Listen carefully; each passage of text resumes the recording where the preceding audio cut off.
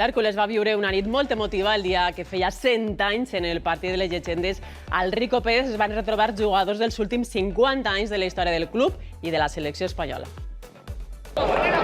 Paquito per les llegendes de l'Hèrcules i Ferran Ginés de la selecció espanyola als 100 trofeus del centenari després de jugar un partit que va acabar amb empat a 3 però que va destacar per sentiments, les emocions i els retrobaments. Yo cuando entré aquí se me ha puesto el pelo de punta y cuando he pisado el CPA ni te cuento, y cuando me he puesto esto, bueno, ya ¿qué te digo? La verdad que muy bonito, muy emotivo, muy bonito. En l'Hèrcules van jugar entre altres Paquito, Rastrojo, Lledó, Paco Peña Rufete, per les llegendes de la selecció, Giner, Marchena, Mavisca o Juan Sánchez.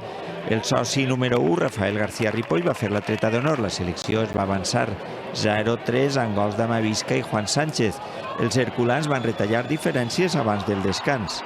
L'emoció estava a flor de pell, com es va comprovar en les substitucions. Alejandro Varela va marcar en la nit del centenari. La gente ha respondido, el público ha disfrutado, nosotros hemos disfrutado como niños chicos, la verdad que ha sido espectacular. Una nit inoblidable, els 100 anys de l'Hèrcules, però encara queden actes per a celebrar. Tenim que presentar l'himne, tenim un documental molt bonic que tenim fet en apunt. I queda pendent el possible partit contra l'Atlètic al desembre.